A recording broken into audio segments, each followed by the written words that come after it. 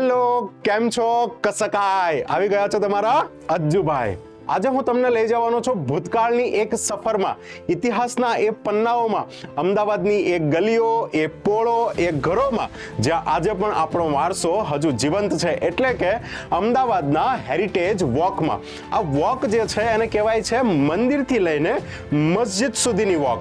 આવું કેમ કહેવાય છે, આ વિડીયો પૂરો થાય ત્યાં સુધીમાં તમને ખબર પડી જશે. અને બીજી વસ્તુ એ છે કે આ વોકમાં જો તમારે જવું છે તો ક્યારે જઈ શકો, કઈ રીતે જઈ શકો, ટિકિટ ક્યાંથી મળે, એ બધી માહિતી આ વિડીયોમાં ગમે ત્યારે હું આપીશ, તો વિડીયો આખો જોજો. અને ચાલો આજે આપણે જોઈએ અમદાવાદને એક અલગ નજરથી, મજા આવશે. તો 1411માં જ્યારે કર્ણાવતી નામના પ્રાચીન સ્થળ પર અહેમદાબાદની સ્થાપના કરવામાં આવી હતી, તે જગ્યાઓને આજે આપણે પગપાળા ચાલીને જોવાની છે. અને આપણી આ યાત્રાની, આ વોકની શરૂઆત થાય છે શ્રી સ્વામિનારાયણ મંદિરથી. આ જે મંદિર છે એ એકલું અમદાવાદનું નહીં, એકલા ગુજરાતનું નહીં, એકલા ભારતનું નહીં, વિશ્વનું પહેલું સ્વામિનારાયણ ભગવાનનું મંદિર છે. હવે આ મંદિર બનાવવા માટે જે જમીન હતી એ અંગ્રેજો દ્વારા સ્વામિનારાયણ સંપ્રદાયને ભેટમાં આપવામાં આવી હતી. અને 1822માં ખુદ ભગવાન સ્વામિનારાયણ દ્વારા મૂર્તિની અહીંયા પ્રાણ પ્રતિષ્ઠા કરવામાં આવી હતી. આ જે સ્વામિનારાયણ સંપ્રદાયનું મંદિર છે એ પ્રથમ શિખરબદ્ધ મંદિર છે, જે બર્મા સ્ટીક લાકડામાંથી બનેલું છે. આ જે મંદિર છે એ તેની સુંદર કોતરણી કામ માટે આકર્ષણનું કેન્દ્ર છે. આ મંદિરમાં તમને જે આ સ્તંભ દેખાય છે એ સ્તંભ એ કોઈ જેવો તેવો સ્તંભ નથી. એવું કહેવાય છે કે જ્યારે આ મંદિરનું નિર્માણનું કામ ચાલી રહ્યું હતું ત્યારે એની સેવામાં અંકેવાળિયા ગામના હરિભક્ત જીવાભાઈ વિરુગામાં 160 મણ વજનનો પથ્થર બળદગાડામાં લઈને આવતા હતા. રસ્તામાં બળદનો પગ ભાંગ્યો, બીજો બળદ મળ્યો નહીં. છેવટે પોતાની જાતને એક બળદ સાથે, ગાડું સાથે ખેંચવામાં એમણે લગાવી દીધી અને એ જે પથ્થર હતો 160 મણનો એને મંદિર સુધી પહોંચાડ્યો હતો. અને એ જ પથ્થરમાંથી આખો થાંભલો બન્યો છે. એટલે આ પથ્થરના સ્તંભનો મહિમા ખૂબ જ વધારે છે. અને આ વોકમાં મંદિરથી તમે બહાર આવશો તો ત્યાં જ તમને હતો હું સુતો પારણે પુત્ર નાનો. ઉભા રહો, કઈ યાદ આવ્યું? આ કવિતાની રચના કવિવર દલપતરામે કરી હતી અને આ જગ્યા પર તેમનું ઘર હતું, જ્યાં હાલમાં કવિ દલપતરામ ચોક આવેલો છે. અને અમે બધા આ ચોકમાં આવીને હમણાં ઊભા છે. અહીંયા તેમનું એક મેમોરિયલ પણ આવેલું છે, જેને લાઈવ મેમોરિયલ પણ કહેવાય છે, જે બેઠી અવસ્થામાં છે. આ રૂટમાં આગળ જતા અમે હાજા પટેલની પોળમાં એન્ટર થયા, જ્યાં કેલિકો ડોમ આવેલો છે. અમદાવાદનો પ્રથમ ફેશન શો અહીંયા જ થયો હતો, જેમાં અભિનેત્રી પરવીન બાબીએ મોડલ તરીકે ભાગ લીધો હતો.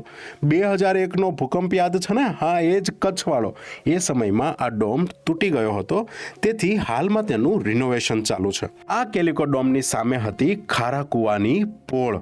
કેમ આવું નામ? કેમ કે અહીંયાના કુવાનું પાણી ખારું હતું. હવે તમને એક પ્રશ્ન થાય કે તમે ક્યારના પોળ પોળ કરો છો, પણ પોળ એટલે શું? અલા ભાઈ, પોળ છે એ સંસ્કૃત શબ્દ પ્રતોલી પરથી ઉતરી આવ્યો છે, જેનો મતલબ થાય ગેટ. હવે અમદાવાદમાં આવી ઘણી બધી પોળો હતી, તો પોળોમાં સામાન્ય વસ્તુઓ શું જોવા મળે જે બધી જ પોળમાં હશે? પહેલું તો આપણે એ યાદ રાખવાનું, પોળમાં કોઈ કમ્યુનિટીના લોકો રહેતા હશે, એટલે કે એક સોસાયટી, જેમાં એક ગેટ હશે. એ ગેટની ઉપર એક સિક્યુરિટી કેબન હશે. પોળની અંદર, દરેક પોળની અંદર એક ધાર્મિક સ્થળ હશે, પાણીની વ્યવસ્થા હશે અને ચબૂતરો હશે. આ બધી વસ્તુઓ દરેક પોળમાં તમને સામાન્યતઃ જોવા મળી જશે. આજ હાજા પટેલની પોળમાં આવેલું છે શ્રી કાલા રામજીનું મંદિર, જે એક હોમ ટેમ્પલ છે. એક મોટી હવેલીમાં આ મંદિર બનેલું છે. તમે ઘણા બધા રામજીના મંદિરે ગયા હશો, ભગવાન શ્રી રામના મંદિરમાં ગયા હશો, પણ આ છે એની વિશેષતા કંઈક અલગ છે. આ મંદિર પોતાની 3 બાબતો માટે પ્રખ્યાત છે. કઈ 3? તમે જનરલી કોઈ પણ રામ ભગવાનના મંદિરમાં જાઓ તો મૂર્તિ ત્યાં તમને ઊભી જોવા મળે, પણ અહીંયા મૂર્તિ છે એ બેઠેલી અવસ્થામાં છે.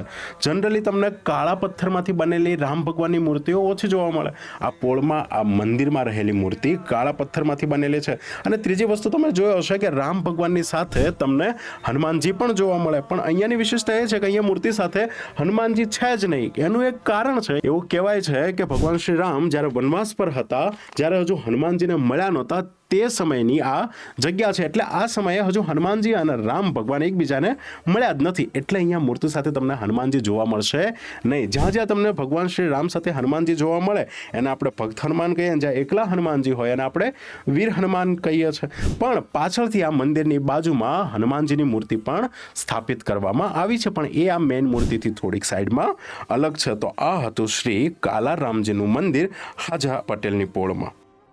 જેવા આપણે આ હવેલીમાંથી બહાર આવ્યા, એટલે કે આ મંદિરમાંથી જેવા આપણે બહાર આવ્યા, તો આપણા જે ગાઈડ હતા એણે અમને સમજાવ્યું કે 2001માં ભૂકંપ આવ્યો ત્યારે ઘણી બધી ઇમારતોને નુકસાન થયું, પણ અહીંયાના મકાનોને કેમ એટલું નુકસાન ન થયું? એના કારણો એવા હતા કે અહીંયાના મકાનો એક તો બહુ નજીક બનાવવામાં આવ્યા હતા, બીજું કે એના જે ચણતરમાં ઈંટ, લાકડું, પાછું ઈંટ, પછી લાકડું, એવી રીતે એનું ચણતર કરવામાં આવ્યું હતું. અને અહીંયાના જે લાકડા હતા એ બર્મિસ ટીક વુડ હતું, જે બર્માથી લાવવામાં આવતું, જેને ઉધઈ પણ નથી લાગતી. એટલે એનો જે સમયગાળો છે 100, 150, 200 વર્ષો પછી પણ આ ઘરો હાલ જેવા ને તેવા ઊભા છે. અને આ વોકમાં મને સૌથી વધારે કંઈક ઇન્ટરેસ્ટિંગ લાગ્યું હોય તો એ છે આ થાંભલો. ધ્યાનથી જુઓ અને વિચારો, અને વિચાર કરીને કોમેન્ટ કરો કે આ થાંભલો છે શેનો હશે. તમારે જો થોડીક હિન્ટ જોતી હોય તો હું કહી દઉં કે આ થાંભલા સાથે તમે કંઈક એવું વિચારી શકો કે સરદાર વલ્લભભાઈ પટેલ અથવા તો રણછોડલાલ છોટાલાલ એ વ્યક્તિઓએ કંઈક કામ કરાવેલું છે અહીંયા, એની સાથે સંલગ્ન આ થાંભલો છે. તો જેને ખબર હોય એ કોમેન્ટમાં કહેજો કે આ થાંભલો શેનો હશે.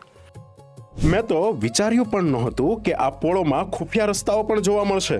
જ્યારે આક્રમણ થતા ત્યારે લોકો આ રસ્તાઓથી એક પોળમાંથી બીજી પોળમાં જઈ શકતા, અને એ પણ ફક્ત 10 થી 15 સેકન્ડમાં. અને હું પણ એવા જ એક રસ્તાનો ઉપયોગ કરીને આવી ગયો છું સીધો જ જૈન પોળમાંથી હિન્દુ પોળમાં. જો મારે આ એક પોળમાંથી બીજી પોળમાં મુખ્ય રસ્તા દ્વારા જવાનું થાત તો મને લગભગ 10 થી 15 મિનિટ લાગે. એની જગ્યાએ હું તો 10 થી 15 સેકન્ડમાં આવી ગયો. તો વિચાર કરો કેટલા મસ્ત મજાના આ રસ્તાઓ છે. અને એ ખુફિયો રસ્તો પાર કરીને હું આવીને ઊભો હતો ડોશીવાડાની પોળમાં, અને અમે પહોંચી ગયા આ કુવાવાળો ખાંચો પર, જ્યાં એક જગ્યામાં 4 અલગ અલગ શૈલીના ઘરો હતા. અને અમદાવાદની બધી જ પોળોમાં આવી રીતના ઘરો તમને જોવા મળી જશે. કઈ 4 શૈલી? આ જુઓ, સૌથી પહેલી આ મરાઠા સ્થાપત્ય શૈલી, એની બાજુમાં આ જે સ્થાપત્ય શૈલી છે એમાં ઇન્ડો યુરોપિયન શૈલી છે. આમાં તમને વચ્ચે જે સ્ત્રી દેખાય છે ભારતીય પોશાકમાં, આજુબાજુમાં જે આ તમને પુરુષો દેખાય છે એ યુરોપિયન પોશાકમાં, યુરોપ અને ભારતીયની મિક્સ શૈલી છે. એની બાજુમાં તમને આ ઈંટોવાળું ચણતર જેવું દેખાય છે, યુરોપિયન શૈલી છે. અને આ જે સામે ઘર છે એ છે પર્શિયન શૈલી. જો એના જે ઝરૂખામાં તમને નાની નાની દ્રાક્ષ, લુમખા અને એ જોવા મળે છે, એ પર્શિયન શૈલીની વિશેષતા છે. આવી રીતે તમને અમદાવાદની લગભગ બધી જ પોળોમાં એક જ જગ્યા પર અલગ અલગ સ્થાપત્યના મકાનો જોવા મળી જાય છે. આ જ ડોશીવાડાની પોળમાં આગળ જતા એના છેક છેડે આવશે અષ્ટાપદજીનું આરસનું દેરાસર. હિન્દુ જૈન સ્થાપત્ય શૈલીમાં આ દેરાસર બંધાયેલું છે.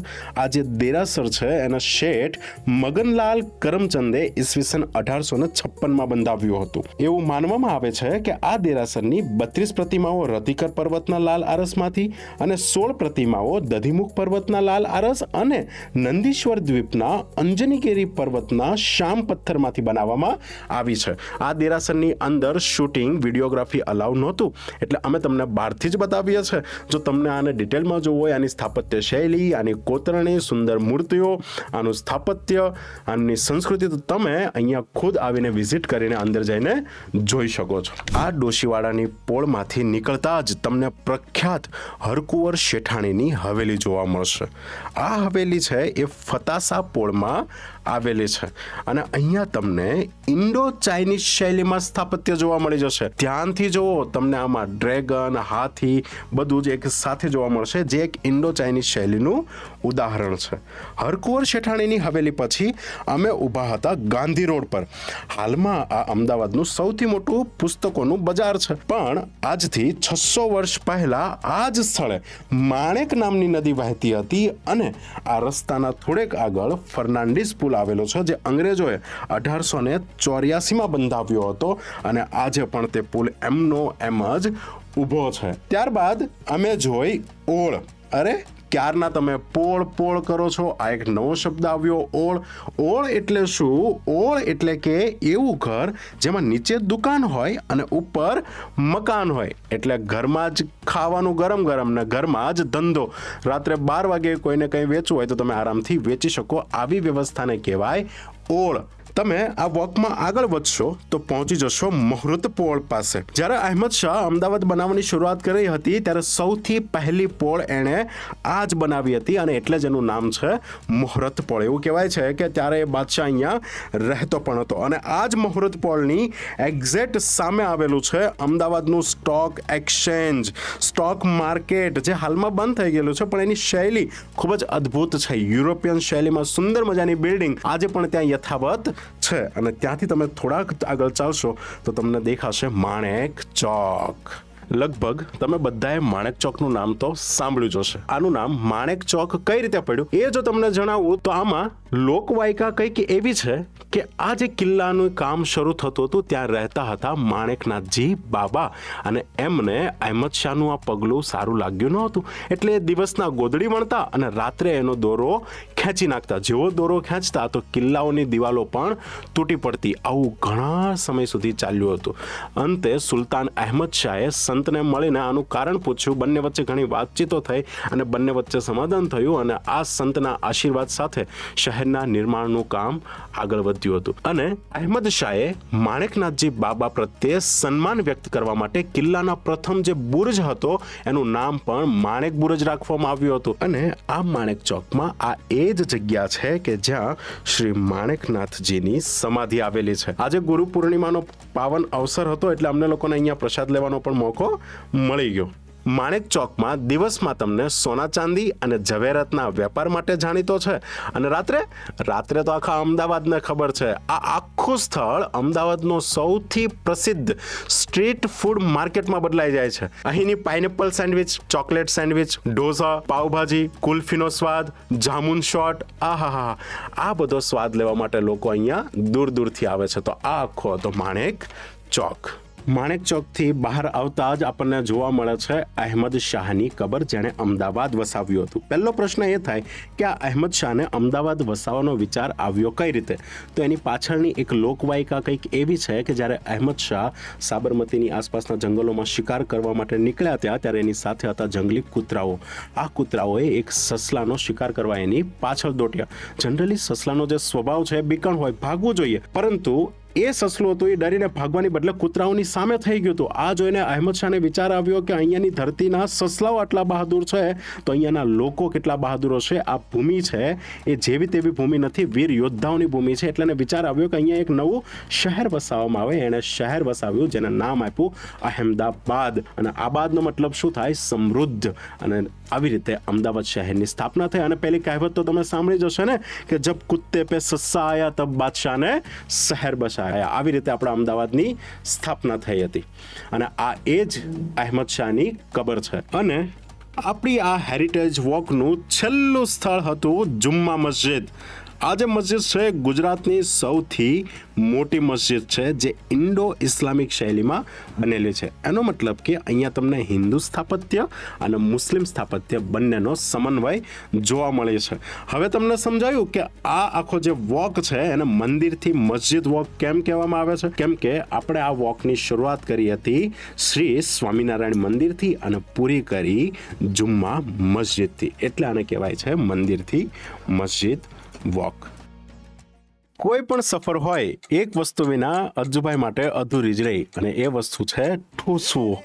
તો આ વોકમાં પણ એ ક્યાંથી બાકી રહી જવાનું હતું? આપણે અમદાવાદનો સૌથી ફેમસ નાસ્તાનો સ્પોટ એટલે આપણે જઈએ છીએ ચંદ્રવિલાસ. કાશ આપણે એટલા મહાન હોતે કઈ બાજ રે શાહી મિજાજ રે રે અમદાવાદ સપનું પૂરું. ઊંચી ઊંચી માંડે છે આંખ રે તો અમે આવી ગયા છે ત્યાં ચંદ્રવિલાસ અને અમને જે ખાવું હતું એ અમે અહીંયા ઓર્ડર કરી લીધો છે. બટાટા વડા મગાવ્યા છે, ખમણ મગાવ્યા છે, સમોસા છે અને અહીંયાની સ્પેશિયાલિટી ફાફડા અને જલેબી. અને આપણે એની સાથે મગાવી ચાય મગાવી છે, પણ આજે આપણે ટ્રાય કરવું હતું છાશ. એટલે ફાફડાની હારે આજે છાશ ટ્રાય કરવા, અંદર લસ્સી બનાવવાની છે. ચાખીને કહીએ કેવું લાગ્યું. આ અમદાવાદની ફેમસમાં ફેમસ ફાફડા જલેબી માટેની શોપ છે.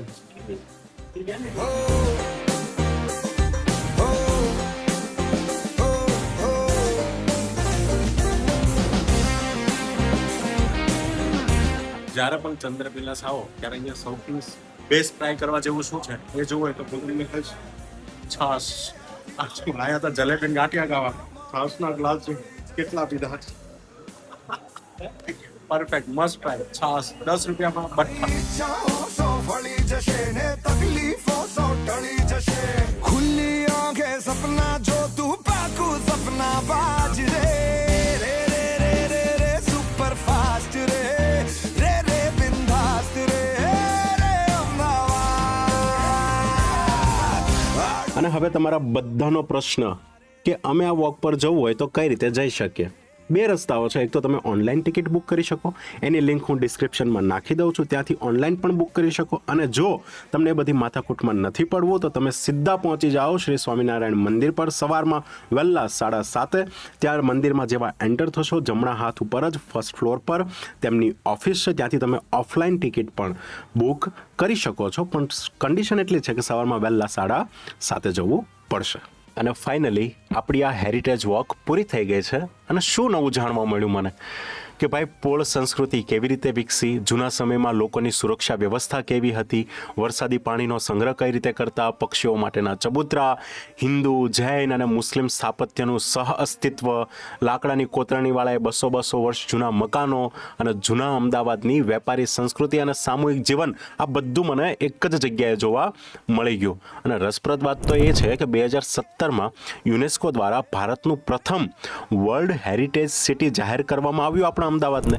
અને આ હેરિટેજ વોક એ આપણા અમદાવાદ શહેરની સૌથી સમૃદ્ધ ઐતિહાસિક અને સાંસ્કૃતિક વિસ્તારોને સમજવાનો શ્રેષ્ઠ માર્ગ માનવામાં આવે છે.